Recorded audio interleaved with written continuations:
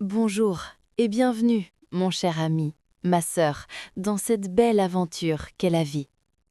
Prends une profonde inspiration et laisse-toi poser ici, juste un instant. Tu n'es pas tombé sur ce message par erreur. Tu n'as pas cliqué au hasard. La main invisible de la destinée, ou pour ceux qui y croient, la main très visible et très aimante de Dieu, a placé ces mots exactement devant tes yeux, exactement maintenant. Parce que c'est le moment où ton âme est prête à entendre une vérité que tu vivais sans la voir clairement. L'épreuve est finie. Tu es passé de l'autre côté du tunnel.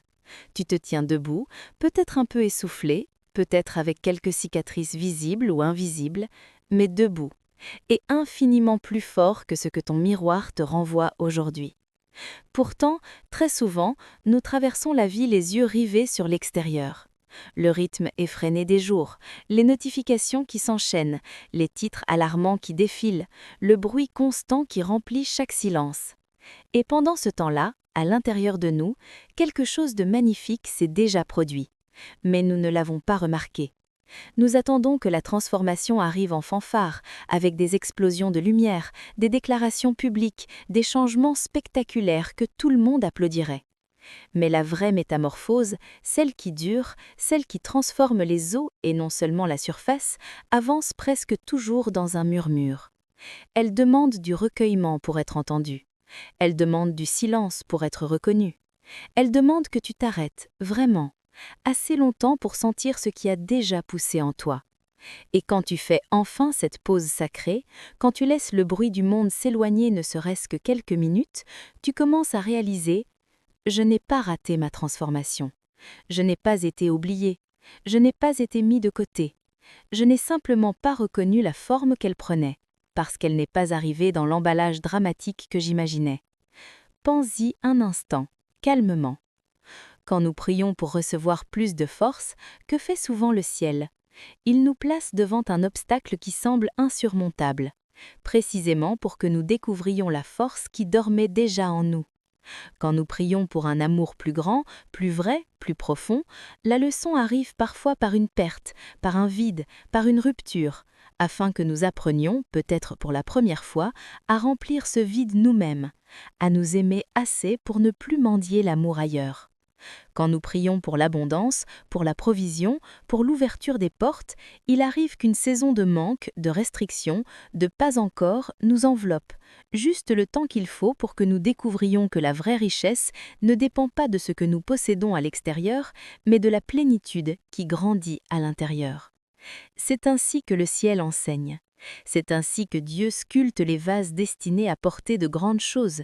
Il ne les fabrique pas dans le confort, il les façonne dans la fournaise, il les affine dans l'attente, il les renforce dans le silence. Et voici la parole que je crois que l'Esprit veut graver dans ton cœur aujourd'hui. Tu as déjà réussi l'épreuve, tu l'as traversée, tu l'as endurée, tu l'as portée avec une dignité que beaucoup n'ont pas vue, mais que le ciel a enregistrée seconde par seconde. Même les jours où tu te sentais à bout de force, même les nuits où tu pleurais sans mots à dire, même les matins où tu te levais par pure habitude, tu n'as pas seulement survécu, tu étais en train d'être préparé. Préparé pour un poids plus grand, préparé pour une onction plus profonde, préparé pour une responsabilité plus belle, préparé pour une bénédiction que tu ne pourrais pas porter si tu étais resté tel que tu étais avant. Mais la plupart des gens s'arrêtent juste avant la dernière pièce du puzzle. Ils pensent que réussir, c'est continuer à se battre plus fort, à prouver plus, à forcer les portes encore et encore. Or, la dernière pièce n'est pas une lutte supplémentaire. La dernière pièce, c'est l'acceptation paisible de ce qui est, sans amertume, sans résignation passive, mais avec une confiance active qui dit: « Seigneur, je ne comprends pas tout. Je ne vois pas encore le pourquoi de chaque larme. Mais je sais que rien n'est gaspillé entre tes mains. Je fais confiance que ceci aussi est nécessaire. Je fais confiance que tu es en train de faire quelque chose de bien plus grand, de bien plus beau que mes yeux peuvent capter pour l'instant. » C'est ainsi que le ciel enseigne. C'est ainsi que Dieu sculpte les vases destinés à porter de grandes choses. Il ne les fabrique pas dans le confort, il les façonne dans la fournaise, il les affine dans l'attente, il les renforce dans le silence. Et voici la parole que je crois que l'Esprit veut graver dans ton cœur aujourd'hui. Tu as déjà réussi l'épreuve. Tu l'as traversée. Tu l'as endurée. Tu l'as portée avec une dignité que beaucoup n'ont pas vue, mais que le ciel a enregistrée seconde par seconde. Même les jours où tu te sentais à bout de force, même les nuits où tu pleurais sans mots à dire, même les matins où tu te levais par pure habitude, tu n'as pas seulement survécu, tu étais en train d'être préparé. Préparé pour un poids plus grand, préparé pour une onction plus profonde, préparé pour une responsabilité plus belle, préparé pour une bénédiction que tu ne pourrais pas porter si tu étais resté tel que tu étais avant. Mais la plupart des gens s'arrêtent juste avant la dernière pièce du puzzle. Ils pensent que réussir, c'est continuer à se battre plus fort, à prouver plus, à forcer les portes encore et encore. Or, la dernière pièce n'est pas une lutte supplémentaire. La dernière pièce, c'est l'acceptation paisible de ce qui est, sans amertume, sans résignation passive, mais avec une confiance active qui dit « Seigneur, je ne comprends pas tout, je ne vois pas encore le pourquoi de chaque larme, mais je sais que rien n'est gaspillé entre tes mains. Je fais confiance que ceci aussi est nécessaire. Je fais confiance que tu es en train de faire quelque chose de bien plus grand, de bien plus beau que mes yeux peuvent capter pour l'instant. » C'est ainsi que le ciel enseigne. C'est ainsi que Dieu sculpte les vases destinés à porter de grandes choses. Il ne les fabrique pas dans le confort, il les façonne dans la fournaise, il les affine dans l'attente, il les renforce dans le silence. Et voici la parole que je crois que l'Esprit veut graver dans ton cœur aujourd'hui. Tu as déjà réussi l'épreuve. Tu l'as traversée, tu l'as endurée, tu l'as portée avec une dignité que beaucoup n'ont pas vue, mais que le ciel a enregistrée seconde par seconde. Même les jours où tu te sentais à bout de force, même les nuits où tu pleurais sans mots à dire, même les matins où tu te levais par pure habitude, tu n'as pas seulement survécu, tu étais en train d'être préparé. Préparé pour un poids plus grand, préparé pour une onction plus profonde, préparé pour une responsabilité plus belle, préparé pour une bénédiction que tu ne pourrais pas porter si tu étais resté tel que tu étais avant. Mais la plupart des gens s'arrêtent juste avant la dernière pièce du puzzle. Ils pensent que réussir, c'est continuer à se battre plus fort, à prouver plus, à forcer les portes encore et encore. Or, la dernière pièce n'est pas une lutte supplémentaire.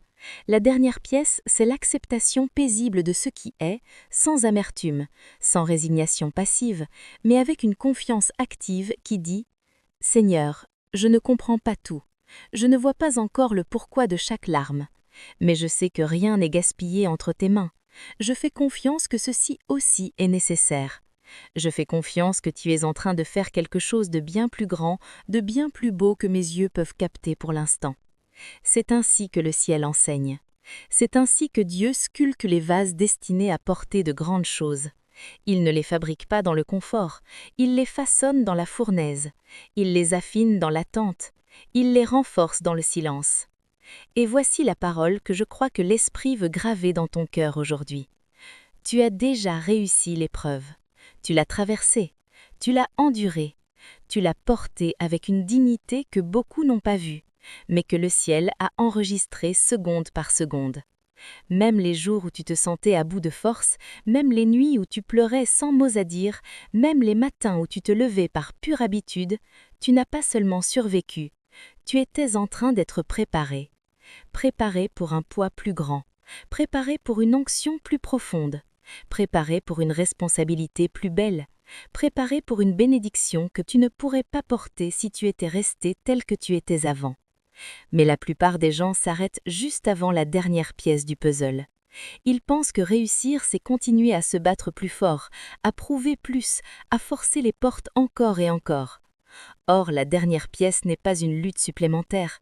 La dernière pièce, c'est l'acceptation paisible de ce qui est, sans amertume, sans résignation passive, mais avec une confiance active qui dit « Seigneur, je ne comprends pas tout, je ne vois pas encore le pourquoi de chaque larme, mais je sais que rien n'est gaspillé entre tes mains.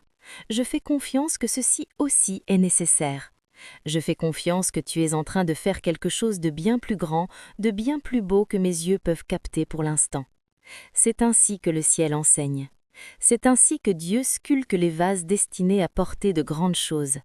Il ne les fabrique pas dans le confort, il les façonne dans la fournaise, il les affine dans l'attente, il les renforce dans le silence.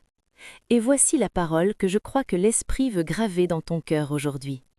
Tu as déjà réussi l'épreuve, tu l'as traversée, tu l'as endurée, tu l'as portée avec une dignité que beaucoup n'ont pas vue, mais que le ciel a enregistrée seconde par seconde. Même les jours où tu te sentais à bout de force, même les nuits où tu pleurais sans mots à dire, même les matins où tu te levais par pure habitude, tu n'as pas seulement survécu, tu étais en train d'être préparé.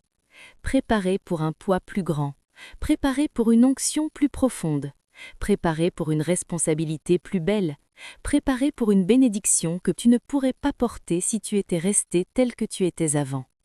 Mais la plupart des gens s'arrêtent juste avant la dernière pièce du puzzle. Ils pensent que réussir, c'est